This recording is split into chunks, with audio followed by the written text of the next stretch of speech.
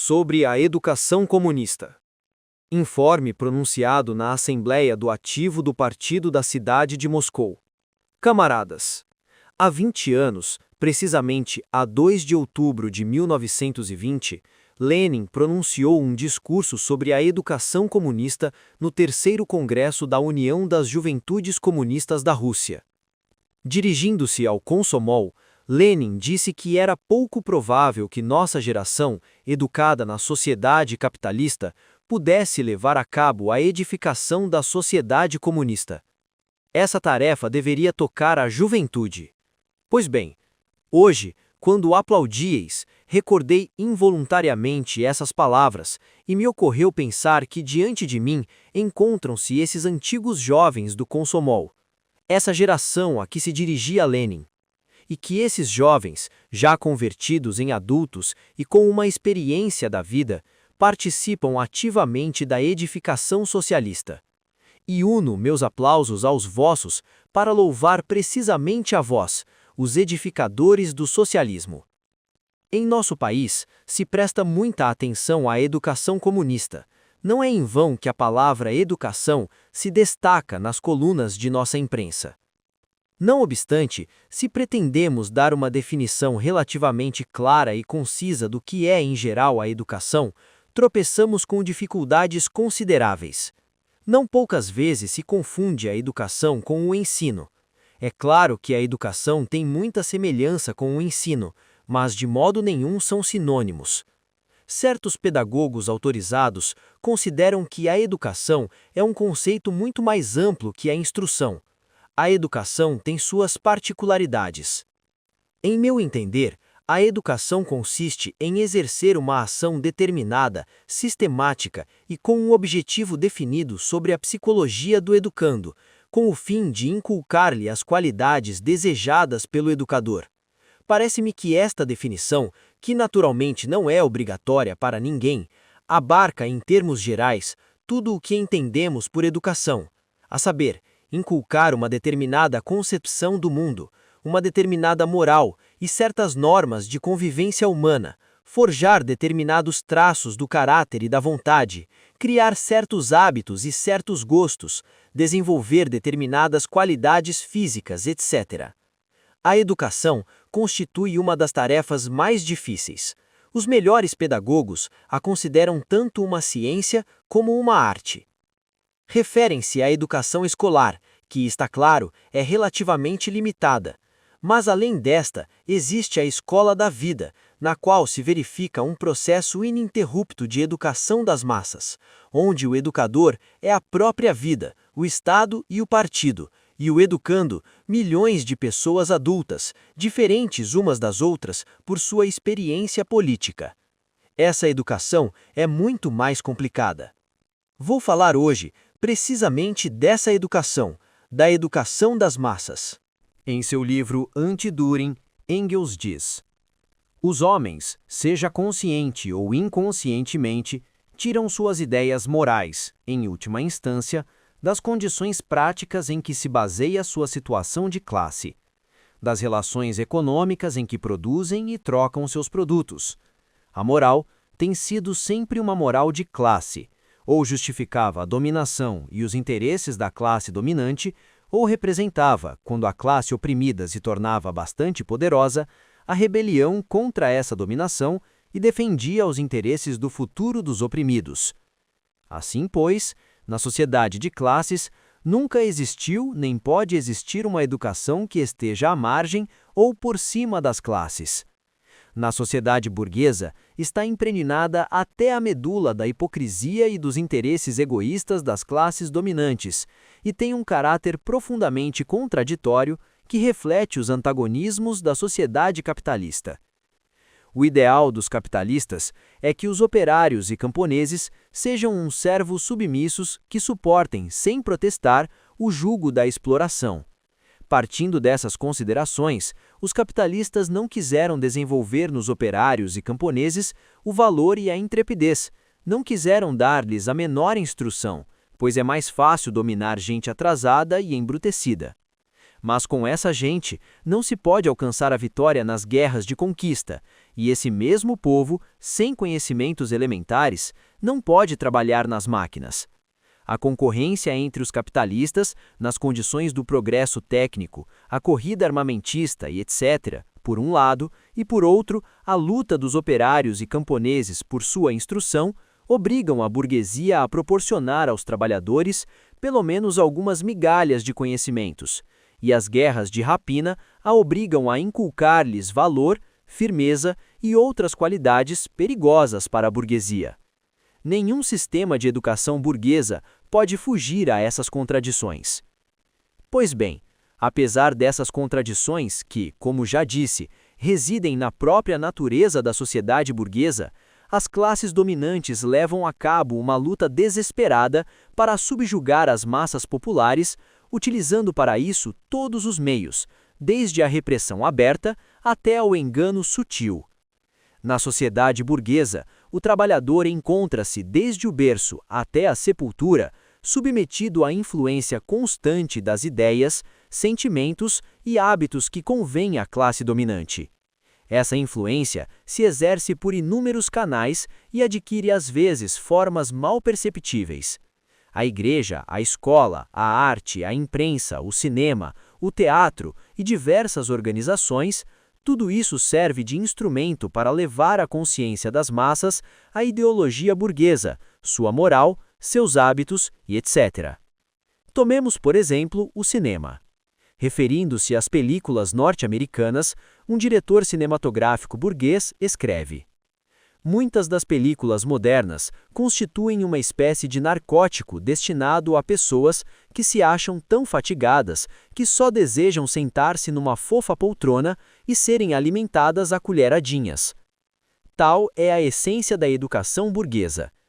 A essa educação, elaborada durante séculos e destinada a fortalecer a posição da classe capitalista dominante e a conseguir que os oprimidos se resignem à sua situação, o Partido Comunista, o destacamento de vanguarda do proletariado, opõe seus princípios educativos dirigidos em primeiro lugar contra o domínio da burguesia e a favor da ditadura do proletariado. 2. A educação comunista difere radicalmente da educação burguesa, não só no que diz respeito a seus objetivos, o que se compreende sem necessidade de demonstração, mas também por seus métodos. A educação comunista está indissoluvelmente ligada ao desenvolvimento da consciência política e da cultura geral e à elevação do nível intelectual das massas. Este é o objetivo visado por todos os partidos comunistas.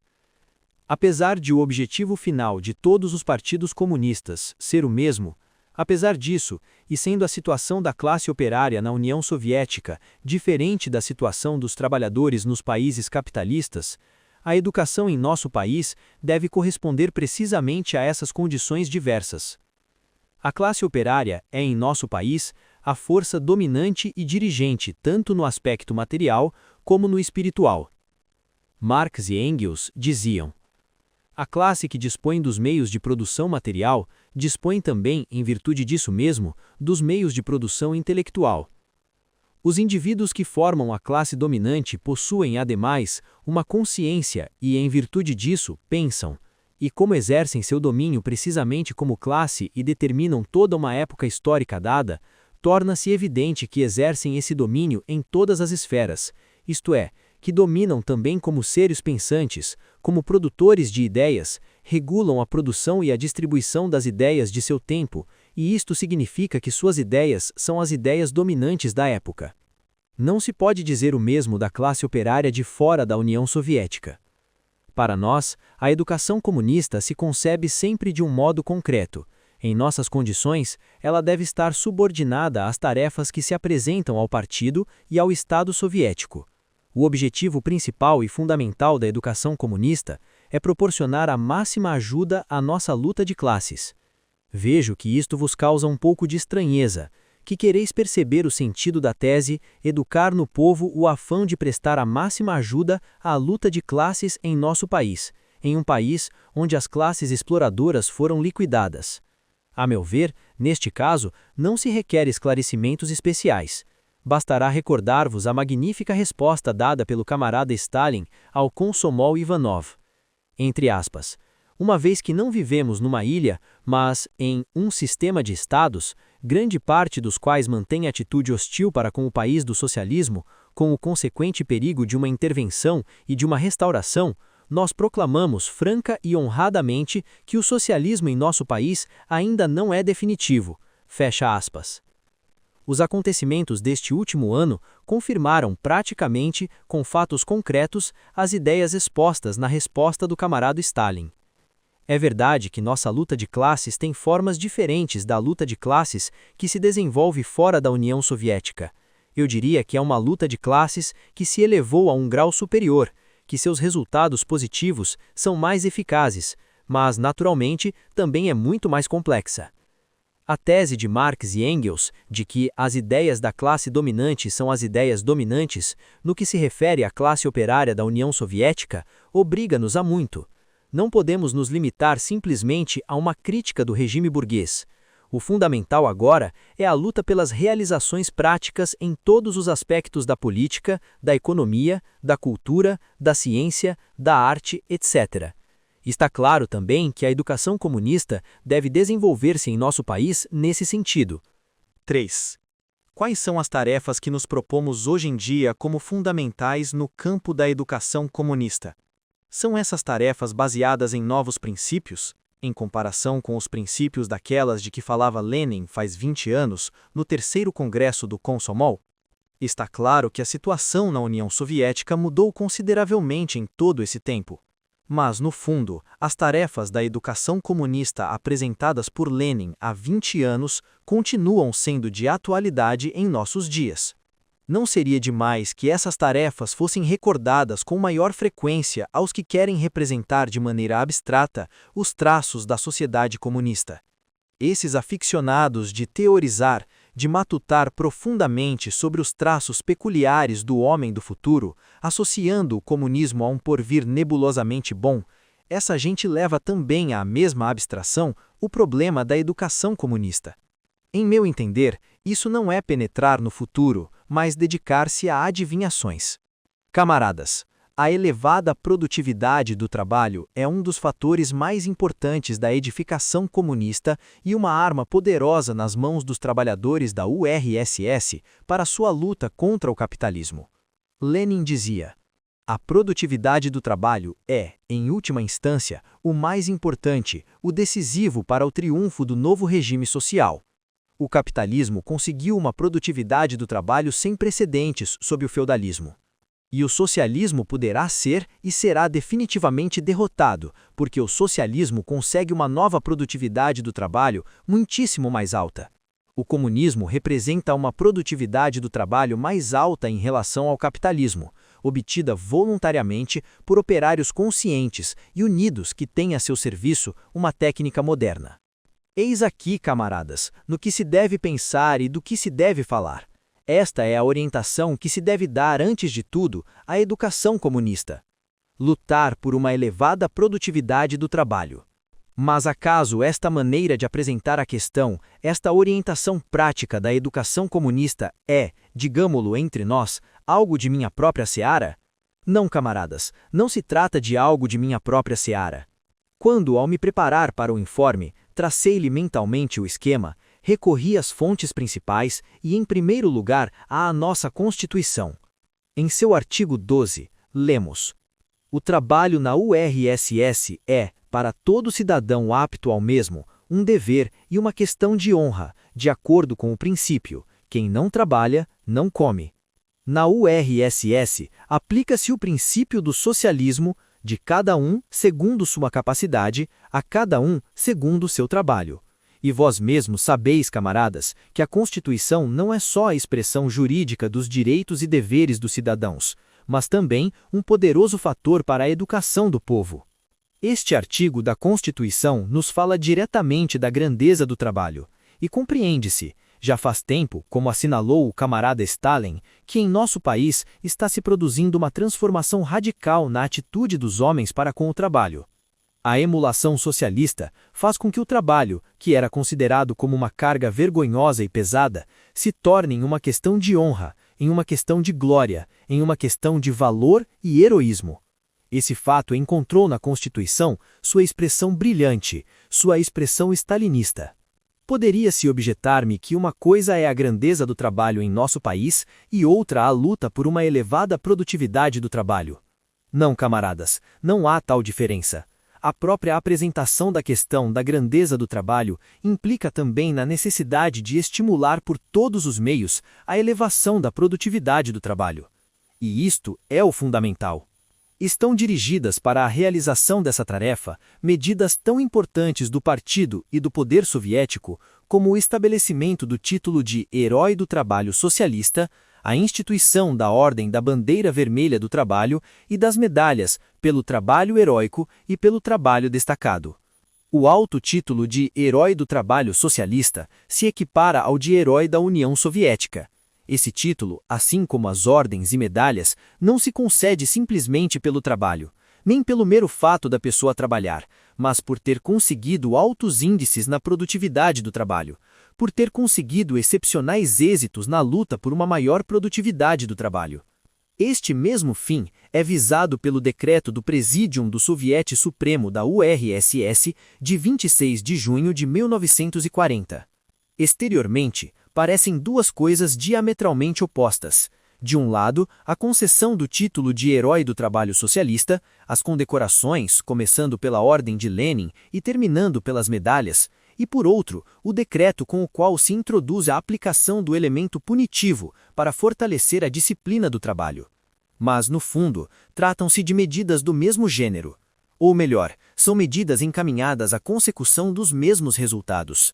Ao estimular e premiar os melhores representantes do trabalho socialista, de uma parte, e ao castigar os desorganizadores da produção, de outra, o partido e o poder soviético demonstram com isto qual é a orientação que se deve dar à educação comunista dos trabalhadores da URSS. Camaradas, provavelmente são poucos entre vós que trabalharam nas fábricas antes da Revolução. Cada ano que passa, resta um número menor dessas pessoas entre nós. Por isso, cabe supor que não conhecem muito bem qual era a atitude com o trabalho nos velhos tempos pré-revolucionários. Mas, infelizmente, essa atitude ainda se faz sentir em nós com muita força. Naquela época, nós, os revolucionários, não apreciávamos os velhos operários, bons especialistas, que tinham permanecido trabalhando na fábrica por 40 anos. E tratava-se de operários qualificados, conhecedores do seu ofício, verdadeiros paladinos da disciplina no trabalho, ao qual nunca faltavam. Quando surgia alguma greve, era preciso empurrá-los para fora da fábrica, pois não se atreviam a abandonar o trabalho por conta própria, temerosos de abalar as boas relações que tinham com seus chefes. Naqueles velhos tempos, não apreciávamos esses operários. Por quê? Porque se esforravam para os capitalistas. Muito diferente é a situação de agora, com o socialismo. Hoje em dia, esses homens que passaram 40 anos trabalhando na fábrica, que constituem um modelo de disciplina no trabalho, que são conhecedores do seu ofício e cuja produtividade do trabalho é muito alta, esses homens nós os promovemos, os condecoramos com ordens e medalhas, os honramos e premiamos como os melhores cidadãos soviéticos. Aqui tendes, diga-se de passagem, um exemplo concreto de dialética. Antes, negávamos essa atitude para com o trabalho. Agora, negamos essa negação. Resulta, como vês, uma negação da negação, uma afirmação da atitude socialista para com o trabalho. Por que modificamos radicalmente nosso critério acerca desses trabalhadores? Por que os consideramos agora como os cidadãos mais úteis e de mais valor para a União Soviética?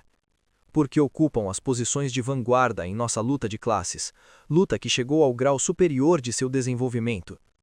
Pois não se deve entender a luta de classes só no sentido de uma luta na frente, com as armas na mão. Não. A luta de classes segue agora por outros caminhos. E a luta pela máxima produtividade do trabalho é, nos momentos atuais, um dos caminhos principais da luta de classes. Se nos tempos anteriores ao regime soviético alguém trabalhava bem, ajudava com isso objetivamente o capitalismo, apertava ainda mais as cadeias de sua própria escravidão e as da escravidão da classe operária em seu conjunto. Mas agora, na sociedade socialista, se o homem trabalha bem, coloca-se por este mesmo fato ao lado do socialismo, e com suas conquistas, além de desbravar o caminho que conduz ao comunismo, rompe também as cadeias da escravidão do proletariado mundial. é um combatente ativo pela causa do comunismo. É muito o que temos conseguido quanto à elevação da produtividade do trabalho em nosso país? Eu não diria que neste aspecto temos conseguido muitos grandes resultados. Teoricamente, se considera que a produtividade do trabalho socialista deve superar em muito a do trabalho no regime capitalista. Que acha você, camarada Shcherbakov? É ou não é assim? Shcherbakov. É isso mesmo, é isso mesmo. Animação na sala. Mas e na prática? Na prática, ainda não alcançamos a mais alta produtividade do trabalho que existe na Europa, sem referir-nos já aos Estados Unidos. Por conseguinte, temos que empenhar-nos ainda mais em conseguir maior produtividade do trabalho. A elevação da produtividade do trabalho nos permitirá ver mais claramente o perfil da futura sociedade comunista. Pois bem, camaradas, uma produtividade maior do trabalho não só significa uma quantidade maior, mas também melhor qualidade da produção. Há entre nós pessoas inclinadas a considerar o comunismo de maneira abstrata, sem dar a este conceito um conteúdo concreto. Mas que significa o comunismo? Significa produzir o mais possível e da melhor qualidade possível. E ao dizê-lo, não me refiro somente à produção do trabalho físico, mas também à do trabalho intelectual, à produção dos engenheiros, arquitetos, escritores, professores, médicos, artistas, pintores, músicos, cantores, etc. Devemos dizer abertamente que estamos muito descontentes com a qualidade de muitos de nossos produtos. E é característico o fato de que todos nós praguejamos quando nos entregam algum objeto de má qualidade. Mas ao mesmo tempo, nós mesmos não nos pomos a meditar em como são os produtos que outros recebem de nossas mãos. Em resumo, cada um de nós quer que haja de tudo em abundância e que seja de boa qualidade. Mas eu vos pergunto, como vai se conseguir isso se cada um não procura em seu posto trabalhar mais e melhor? Devemos, de uma vez, meter em nossa cabeça essa velha verdade que diz: do que semeares, colherás. E tampouco aqui, no terreno da luta pela qualidade da produção, nos limitamos apenas às medidas de estímulo. Como sabeis, o decreto do Presídium do Soviet Supremo da URSS, publicado a 10 de julho de 1940, estabelece que a produção de artigos de má qualidade ou incompletos e a produção de artigos violando os padrões obrigatórios constitui um delito contra o Estado, equivalente à sabotagem. Os diretores, engenheiros-chefes e os chefes das seções de controle técnico das empresas industriais que sejam responsáveis pela produção de artigos de má qualidade ou incompletos serão entregues aos tribunais, que lhes aplicarão penas de reclusão de 5 a 8 anos.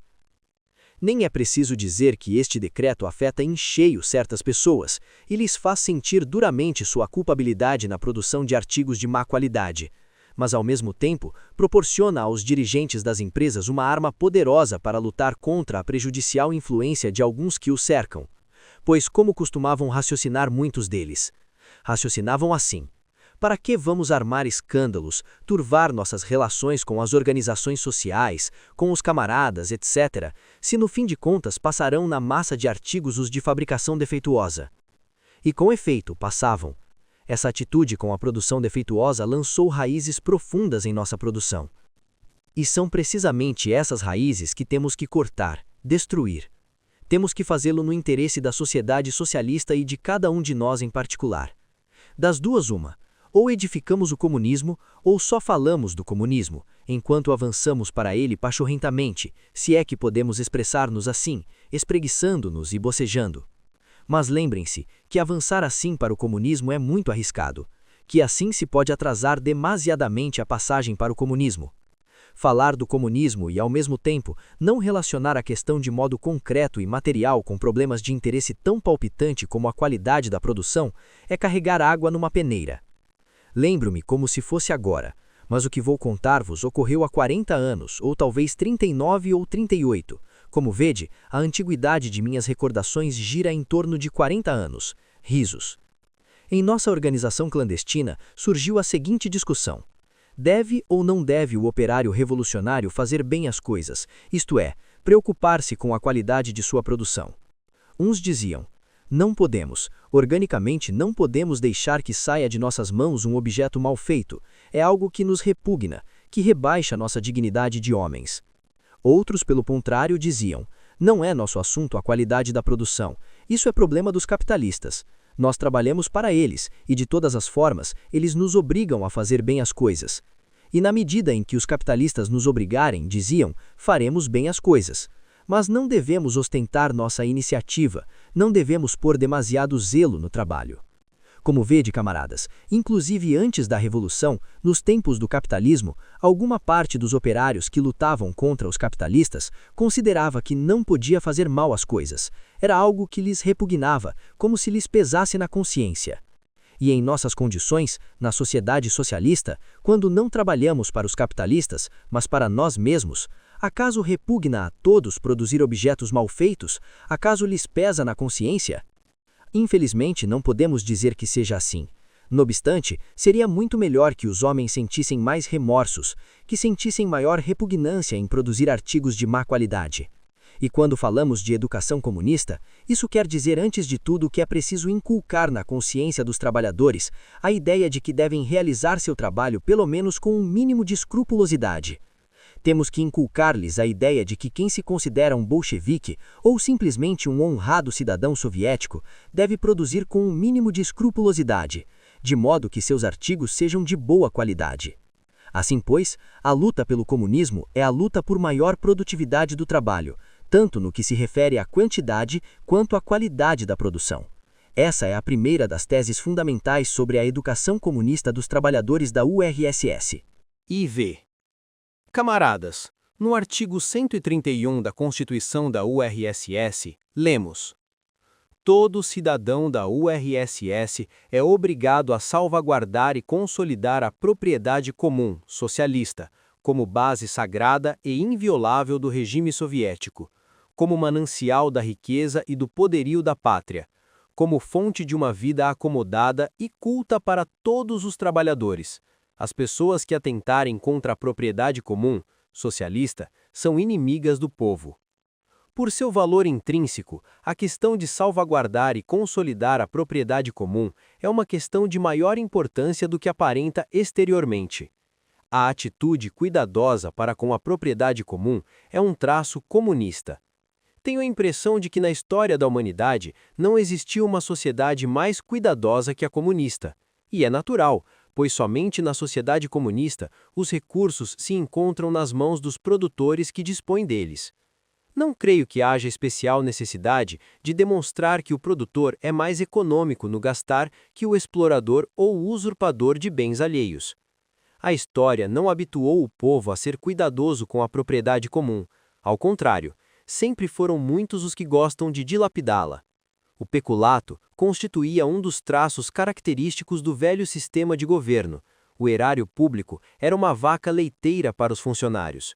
Compreende-se que tal ordem de coisas fomentasse a incúria até em relação aos bens pessoais e sua dilapidação, sendo que a atitude negligente para com os bens comuns se estendia de alto a baixo. Mas esta depredação do patrimônio nacional e do trabalho humano que observávamos no passado é apenas uma travessura infantil se a comparamos com a maneira pela qual se esbanja o trabalho humano na sociedade capitalista contemporânea. Podemos dizer sem medo de errar que na atualidade se joga fora milhões de jornadas de trabalho com o fim de destruir o trabalho anterior. E quantos valiosíssimos dons da natureza, tão limitados no mundo, estão sendo destruídos? Somente por esse delito de lesa humanidade, o capitalismo merece ser destruído o quanto antes. No balanço geral da produção do Estado, a economia é uma das parcelas no haver do patrimônio nacional. E essa parcela tem que aumentar de ano para ano como resultado da elevação de nosso nível cultural. Camaradas, o artigo 131 da Constituição nos proporciona abundantíssimo material para a educação comunista. Trata-se de um artigo dirigido contra a concepção burguesa que diz: esta é minha casa e não quero saber de mais nada. Em meu refúgio antiaéreo não deixarei entrar ninguém. Esse artigo nos obriga a cuidar da propriedade comum, a colocar os interesses comuns acima dos interesses individuais, pois somente na coletividade, só na sociedade socialista é que fica verdadeiramente salvaguardada a situação de cada um. Já no primeiro ano de existência do poder soviético, Lenin dizia: administra com cuidado e escrupulosamente o dinheiro, administra economicamente, abandona a preguiça. Não roubes. Observa a maior disciplina no trabalho. Estas são precisamente as palavras de ordem que, ridicularizadas com razão pelo proletariado revolucionário, quando a burguesia encobria com elas seu domínio como classe exploradora, se transformam hoje em dia, depois da derrubada da burguesia, nas palavras de ordem principais e próprias do momento. E quanto aos ladrões, os dilapidadores da propriedade comum, os velhacos e demais depositários das tradições do capitalismo, contra eles devemos dirigir as medidas de repressão. Para esses fins, servem em particular a disposição adotada a 7 de agosto de 1932 pelo Comitê Executivo Central e o Conselho de Comissários do Povo da URSS, sobre a salvaguarda dos bens das empresas do Estado, dos colcoses e das cooperativas, e a consolidação da propriedade comum, socialista. E o decreto do Presídium do Soviete Supremo, de 10 de agosto de 1940, sobre a responsabilidade criminal pelos pequenos furtos na produção e os atos de má conduta. Portanto, camaradas, primeiro devemos aprender a trabalhar de acordo com a nossa capacidade, a cuidar dos bens comuns, e quando tivermos produzido bastante e aprendido a cuidar dos frutos de nosso trabalho, então poderemos proporcionar de tudo, de acordo com as necessidades. Esta é outra das partes integrantes da educação comunista. O estímulo do amor à pátria, a pátria socialista, estímulo do patriotismo soviético, é também um elemento indispensável da educação comunista. A palavra patriota apareceu pela primeira vez durante a Revolução Francesa de 1789-1793. Naquela época, chamavam-se patriotas os que defendiam a República, em oposição aos traidores, aos monarquistas que tinham traído a pátria. Mas mais tarde, esse termo foi utilizado em proveito de seus fins egoístas, pelos reacionários e pelas castas superiores que se encontravam no poder. Por isso, tanto na Europa como na Rússia tsarista, as pessoas mais honradas que se desvelavam pelas necessidades do povo adotaram sempre uma atitude de desconfiança contra a palavra patriotismo, na qual viam uma expressão do chauvinismo nacional e da infundada soberba das camadas governantes. Finalmente, sob a bandeira do patriotismo, os sátrapas tsaristas saqueavam os povos anexados. As centúrias negras monopolizaram o patriotismo, demonstrando seus sentimentos patrióticos com pogromos de rua e espancando os operários, os intelectuais e os judeus, e, em geral, em torno desse patriotismo, agruparam-se então muitos elementos suspeitos e aventureiros procedentes dos rebotalhos da sociedade. A palavra patriotismo ficou envilecida aos olhos do povo. Uma pessoa honrada não podia incluir-se entre os patriotas. Os povos que tinham sido incorporados à Rússia, oprimidos, explorados, despojados e escarnecidos a cada passo por funcionários e colonizadores, odiavam naturalmente o Estado russo. Como contrapartida ao patriotismo dos cavaleiros do Knut e do Garrote, ia se desenvolvendo com rapidez crescente um movimento progressista, cujo gume era dirigido contra a autocracia. De um modo geral, a luta das forças progressistas contra a reação abarcou a literatura, a música e a pintura, onde, pelo menos com alusões, se podia exprimir a repulsa à realidade daquela época. Com o passar do tempo, pouco a pouco foram se incorporando a essa luta as camadas democráticas da população, graças ao que ela adquiria um caráter mais radical. Este processo formava e agrupava os adversários da autocracia, os adversários da chamada Rússia oficial. Ao mesmo tempo, ia criando o baluarte nacional de um grande povo, baluarte constituído pelos seus melhores representantes. Apareceu toda uma pleiade de escritores, críticos e publicistas geniais, dotados de grande talento, que ergueram muito alto nossa literatura e a incorporaram ao patrimônio da literatura mundial. E isto não ocorreu somente com a literatura, mas também a música, a pintura e as ciências começaram a destacar luminosos representantes na qualidade de verdadeiros patriotas da cultura nacional russa. Estes homens, zelosos de sua honra, de sua dignidade e de sua reputação social, apartavam-se resolutamente desse patriotismo oficial e mesquinho. Para eles, acima de tudo, estava a tarefa de servir seu próprio povo e despertar nele um verdadeiro patriotismo, e não poupavam suas forças nem seu talento em benefício desse grande objetivo. Seus contemporâneos e as gerações seguintes aprenderam com eles, seguiram seu exemplo e se contagiaram de seu elevado patriotismo. A atividade profundamente patriótica desses homens encheu grande número de atraentes e brilhantes páginas da história do povo russo. E ainda que não gozassem das simpatias da Rússia oficial, em troca, o povo os cercava do respeito de que se tinham tornado credores, e sempre venerou e continuará venerando sua memória luminosa. E foi esse processo de luta das forças do progresso contra as forças de reação, esse processo de crescimento e consolidação dos valores culturais, que permitiu que pelo menos os elementos mais conscientes das nacionalidades oprimidas pudessem ver a outra Rússia, a Rússia nobre, amante da liberdade, inimiga da opressão, culta, dotada de talento e que contribui para desenvolver os conhecimentos entre as grandes massas da população. O movimento operário revolucionário que se tinha desencadeado colocou na ordem do dia, como tarefa do momento, a de agrupar de verdade os proletários e trabalhadores de todas as nacionalidades do Império Russo na sua luta contra o tsarismo e o capitalismo.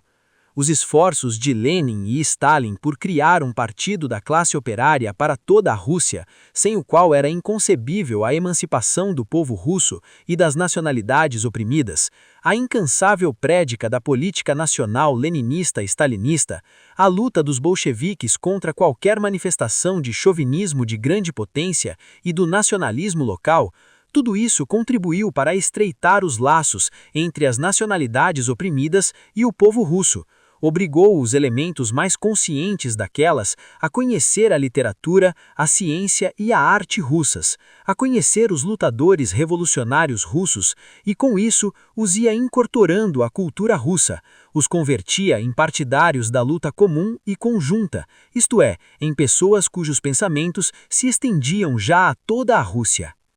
A pregação do patriotismo soviético não pode ser feita de maneira isolada, desvinculada do passado de nosso povo. Essa prédica deve estar cheia de orgulho patriótico pelas façanhas de nosso povo, pois o patriotismo soviético é o herdeiro direto da obra criativa de nossos antepassados, que impulsionaram o desenvolvimento de nosso povo. A vida soviética ilustra isso com assombrosa clareza. Basta assinalar apenas um fato: o entusiasmo com que os povos emancipados reavivam em sua memória as imagens de seus personagens épicos e de seus heróis históricos.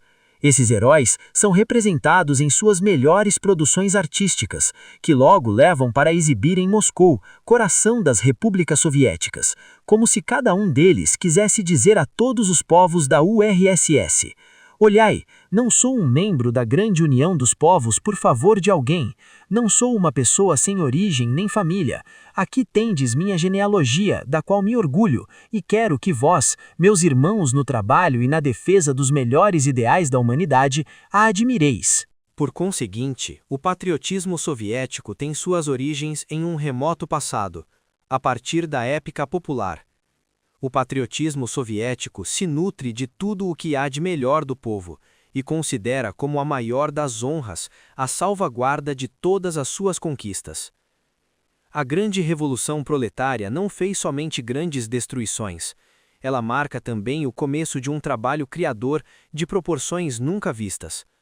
Ao mesmo tempo, a revolução passou como um poderoso furacão purificador pelas cabeças de dezenas de milhões de pessoas, dando-lhes ânimo e confiança em suas próprias forças.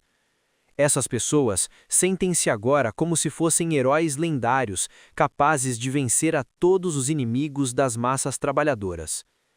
E já surgiu a épica soviética, que ligou a arte popular de nossa época ao fio da arte popular de um passado remoto, cortado pelo capitalismo, inimigo deste aspecto da produção espiritual.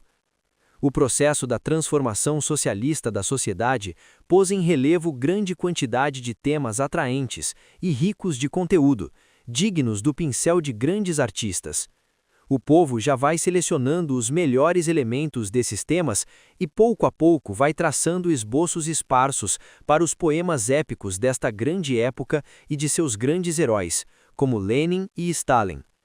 Nossos literatos e artistas não devem ficar atrás do povo, pois jamais puderam dispor de um material tão abundante nem tão grato como em nossa época.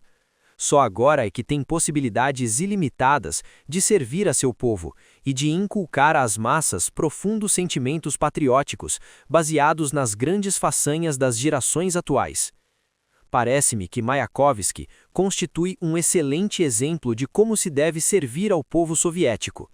Mayakovsky considerava-se um combatente da revolução, e em realidade, a natureza de sua arte o credencia como tal. Sua aspiração era a difundir com o povo revolucionário não só o conteúdo, mas também a forma de sua produção poética, e os historiadores do futuro dirão com toda a certeza que suas obras pertenceram à grande época em que as relações entre os homens se transformaram por completo. Por isso, considero que Mayakovsky, ao dirigir-se às gerações futuras, tinha pleno direito de dizer: "Eu chegarei até vós em um longínquo comunista, mas não como um herói lendário cantado por Essenin. Meu canto chegará através do lombo dos séculos e sobre as cabeças dos poetas e dos governos. Meu canto chegará, mas não como uma flecha em uma caçada de Cupido, nem como chega ao numismático a moeda manchada, nem como a luz de uma estrela apagada. Meu canto, com o trabalho, romperá a multidão dos anos e chegará, ponderável, rudo, visível, como a nossos dias chegou o aqueduto construído pelos escravos de Roma." Nesta orgulhosa declaração, percebemos a voz majestosa de nossa época, de nossas gerações que transformam o mundo sobre bases novas. Camaradas, a história nos incumbiu de uma tarefa honrosa e de responsabilidade: levar nossa luta de classes ao triunfo total do comunismo. Devemos marchar para frente de tal maneira que a classe operária do mundo inteiro possa dizer ao olhar-nos: "Eis ali meu destacamento de vanguarda, minha brigada de choque, meu poder operário, eis ali minha pátria, Stalin."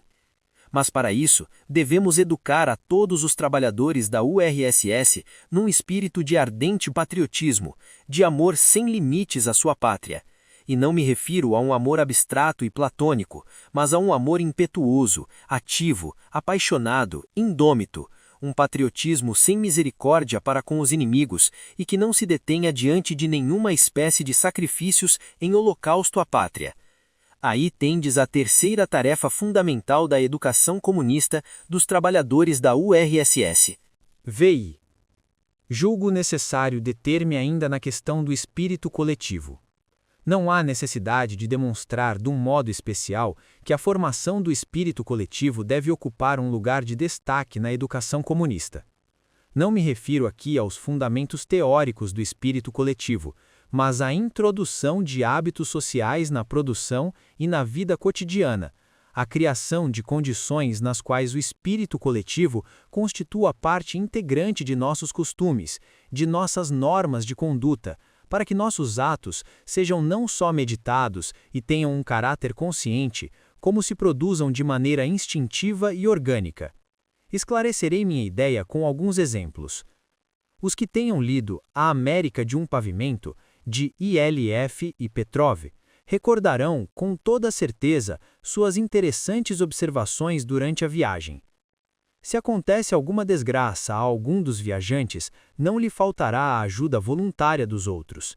E é característico que os norte-americanos, apesar de seu lema, "o tempo é ouro", não regateiem seu tempo em tais casos. A necessidade de prestar toda espécie de ajuda se subentende como um dever social. Outro exemplo. Na antiga aldeia russa, na época de maior atividade, quando cada família se apressava em adiantar-se às demais na colheita, se alguma camponesa, geralmente só no trabalho e com muitos filhos, se atrasava na colheita, os demais camponeses, ao passar ao seu lado de regresso do trabalho, tinham por costume prestar-lhe ajuda coletiva. Aí tendes, camaradas, em que sentido entendo a educação do espírito coletivo, como norma habitual dos homens. Nos tempos antigos, esses costumes se iam criando espontaneamente, mas eu me refiro à necessidade de cultivá-los no povo de um modo consciente. O espírito coletivo não deve ser confundido com o espírito de manada. Assim, por exemplo, quando nos tempos antigos uma multidão de camponeses espancava um ladrão de cavalos, ou uma turba de credores de um banco em falência, furiosa, quebrava os vidros dos escritórios do banco, em meu entender, essas ações não podiam ser consideradas como manifestações de espírito coletivo. Eram manifestações que tinham certo caráter de manada. Pelo contrário, o espírito coletivo engendra sempre a ação racional. Na vida prática de nossa sociedade, o espírito coletivo desempenha um grande papel, pois se baseia no coletivismo. Nós opomos à sociedade capitalista o coletivismo-comunismo, pois estamos convencidos de sua enorme superioridade. Do êxito que tenhamos na empresa de levar a produção e a vida social e individual, os hábitos coletivos, depende também em grande medida o êxito da edificação comunista. O espírito coletivo no trabalho, a cooperação no trabalho, é a base da produção. No que tange à indústria socialista, isto não requer uma demonstração especial. É algo evidente que os operários e quem quer que esteja ligado à produção fabril podem compreender com facilidade. Se na sociedade capitalista o trabalho de qualquer proletário se despersonaliza por completo e, ao ser materializado num objeto, desaparece do campo visual não só do operário, mas também do fabricante, ao qual interessa unicamente o lucro, pelo contrário, em nosso país, o trabalho materializado está à vista do operário, pois não só se manifesta no lugar de sua produção, como também no consumo, no uso. Por conseguinte, qualquer produtor de perspicácia mediana pode ver os resultados de seu trabalho. Não obstante, com o nosso trabalho educativo, devemos ampliar e aprofundar a capacidade de cada operário de perceber sua participação individual no trabalho comum, no trabalho coletivo. Mas onde, sobretudo, devemos concentrar nossa atenção na educação do espírito coletivo é no campo, na aldeia caucasiana. A aldeia caucasiana está passando por uma grande escola de espírito coletivo, sem possuir, ao menos, hábitos de trabalho coletivo. Embora no passado as palavras sociedade e interesses sociais se pronunciassem às vezes nas assembleias rurais, no fundo seu conteúdo coletivo era muito escasso. Sobre a capa das palavras interesses sociais se ocultavam os assuntos privados dos kulaks. Quando os camponeses tomaram o caminho da coletivização, difíceis problemas ergueram-se diante deles. Em oposição a todo o passado, deviam romper, ou melhor, deviam orientar sua psicologia num sentido diametralmente oposto. Deviam passar do trabalho para si para o trabalho para todos. Não se trata de um processo fácil, e ele só pôde desenvolver-se com êxito sob uma grande pressão e com a ajuda do Estado. A passagem do trabalho individual e simples para o trabalho coletivo, mais elevado e mais complexo, exige das pessoas muito mais capacidade de organização. E vemos que enquanto se vai eliminando o espírito de propriedade privada e se acumulam nos camponeses caucasianos hábitos coletivistas, reúne-se também experiência organizadora na aplicação de métodos coletivos de trabalho. Essas são as condições em que se vai realizando a educação comunista no campo. É evidente que os simples apelos ao coletivismo, que a simples propaganda de suas vantagens em comparação com o trabalho individual, já não são suficientes. O propagandista, o agitador e o educador devem indicar aos caucasianos métodos de trabalho mais eficazes, ou pelo menos citar-lhes exemplos concretos de trabalho eficaz, analisando as causas de sua eficácia. Tanto é assim que inclusive um trabalho tão complicado como a educação do espírito coletivo, para conseguir sua máxima eficácia, deve adaptar-se ao trabalho prático. Em outras palavras, a educação do espírito coletivo deve fazer-se de maneira concreta. O educador, ao mesmo tempo que explica o sentido de tal ou qual processo prático, vai adquirindo, por sua vez, materiais práticos para seu próprio desenvolvimento teórico. Isto, diga-se de passagem, nos serve de exemplo palpável da unidade da teoria com a prática. 7º. A cultura é um fator que aumenta a fecundidade de qualquer trabalho positivo. Quanto mais complexo e qualificado é determinado trabalho, maior cultura se requer. A cultura nos é tão necessária como o ar, necessitamo-la em toda a sua amplitude, isto é, desde a cultura elementar, literalmente indispensável a cada homem, até a chamada grande cultura. Disse com efeito, um homem de grande cultura. A cultura constitui certo índice do grau de desenvolvimento da pessoa. E como as pessoas desenvolvidas são objeto de uma atenção preferente, alguns se dedicam a copiar os aspectos externos da cultura. Dessa gente costumava-se dizer: esse enfeita-se com penas de pavão. Não obstante, minha opinião é que esse juízo é errado e prejudicial ao desenvolvimento da cultura. É claro que, em sua grande maioria, os homens se apropriam primeiro dos aspectos externos, mas na medida em que o homem trata de adquirir os aspectos externos da cultura, estes contribuem, por sua vez, para elevar o nível geral de sua cultura. Por que experimentamos, agora, com particular agudeza, a necessidade de elevar o nível cultural geral? Nestes 23 anos de existência do regime soviético, nossa economia fez consideráveis progressos. Subiu muito o nível técnico da produção. As máquinas se tornaram mais complicadas e reclamam um trato mais atento, mais esmerado. Se passarmos em revista, um após outro, os diversos ramos da indústria, em todas as partes ouviremos o mesmo clamor: necessitamos de trabalhadores mais bem preparados. Paralelamente, compreende-se que também nos escritórios as exigências tenham crescido em igual medida. O campo caucasiano, por sua vez, apresenta uma procura colossal de homens de elevado nível cultural. O tratorista, o condutor da máquina combinada, o mecânico, o agrônomo, o zootécnico, além dos conhecimentos de sua especialidade, devem possuir pelo menos uma cultura elementar. Tomemos outras especialidades, mesmo que seja a de moco de estrebaria. Um camponês não terá grandes dificuldades para ser palafreneiro quando se tratar de 1 ou 2 cavalos. Mas quando na cavalariça há 20 ou 40 cavalos, então já se requer uma certa experiência organizativa e certa cultura. O mesmo ocorre nos demais ramos da economia caucasiana. A cultura é indispensável para continuar avançando. Não será demais recordar também as necessidades da defesa do país. Neste caso, as necessidades culturais não crescem de dia em dia, mas de hora em hora. Além de tudo o que foi indicado, é também cultura o esmero na produção e na maneira de viver.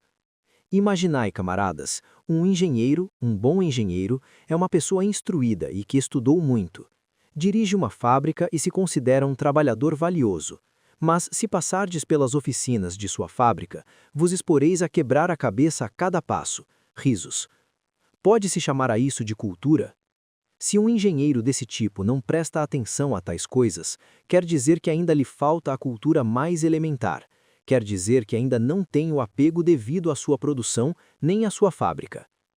Entendo a luta pela cultura no sentido mais amplo dessa expressão, incluindo, por exemplo, a preocupação para que as torneiras não gotejem, para que em Moscou haja menos percevejos nas casas, etc. Pois os percevejos são algo intolerável, são uma vergonha.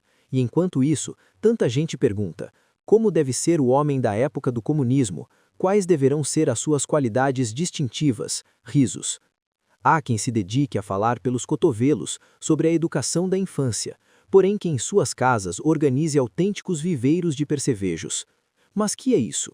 Como dizer que tais pessoas são cultas? Trata-se de uns amolecidos aristocratas, restos da antiga sociedade russa. Risos. Camaradas, ainda poderia deter-me em toda uma série de questões relativas à educação comunista, como, por exemplo, o papel do partido, os sindicatos, o Komsomol, as organizações desportivas, os centros de ensino superior, as escolas, a literatura, a arte, o cinema, o teatro, a família, etc.